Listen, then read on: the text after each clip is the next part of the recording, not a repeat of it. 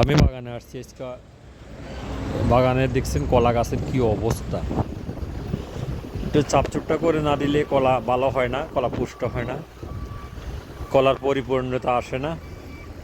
কারণ এই কলা যদি ছোট হয় তাহলে মানুষ খেতেও চায় না, কারণ কলাগুলো যত পুষ্ট করতে পারবো ততই ভালো। তাই আমি একটু গাছের গোড়ায় গিয়ে গাছগুলো একটু পরিষ্কার করে দিলে, কিছু চারা আছে ওগুলো যদি একটু কমাই দিই তাহলে গাছের গায়ে অক্সিজেন লাগবে,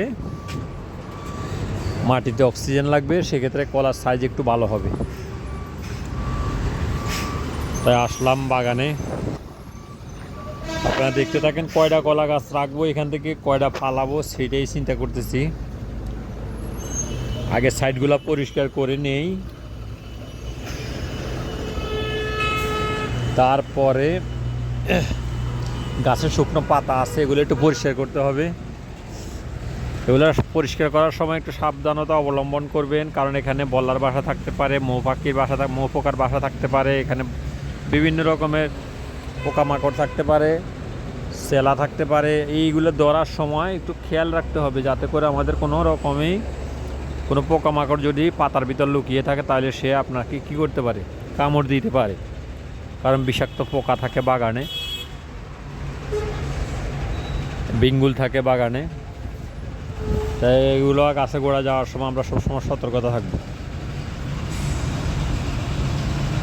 আর একটা বিষয় খেয়াল রাখতে হবে, আমরা যখন বাগানে ঢুকবো তখন গাছের গোড়া থাকে, পায়ে দিতে না বিনতে পারে, এবং হাতে যখন দাও দিয়ে আমরা জঙ্গলগুলা কাটবো তখন যাতে দাওটা হাতে না আসে। সেফটি একদম মূল কথা হলো সেফটি মোতাবেকই আমাদেরকে কাজ করতে হবে। ঠিক আছে, সেদিকে আমরা খেয়াল রাখবো। যেখান থেকে দেখছেন এখন পরিপূর্ণ সময় বাগান পরিচর্যা করার সময়, আম হোক, লিচু হোক, কলা হোক, যে কোনো ধরনের ফলই হোক, এগুলা পরিচর্যা করার সময় এখন পরিপূর্ণ। কারণ শীত মৌসুমও শেষ হয়ে যাবে কিছুদিনের ভিতরেই। তো আমরা সেক্ষেত্রে এগুলা পরিচর্যা করব। আমি আরও বাগানে যাব, বাগানে হবায় আসছি আজকে দেখার জন্য প্লেস করছি, কারণ এখানে ফল বাগান আছে, আমের বাগান আছে, এগুলো একটু পরিচর্যা করে না দিলে, গাছের সেচ পানি না দিলে, সার এবং ভিটামিন না দেওয়া পর্যন্ত বাগানগুলো ক্লিয়ার হবে না। তো এগুলো আমি আস্তে আস্তে এগুলো পরিষ্কার পরিচ্ছন্ন করে দেবো। আর বাগানে যাতে বেশি ফল আসে সেই জন্য পরিচর্যা করবো, সেটা দিয়ে খেয়াল রাখবো। এগুলোই হলো আমাদের মূল কাজ।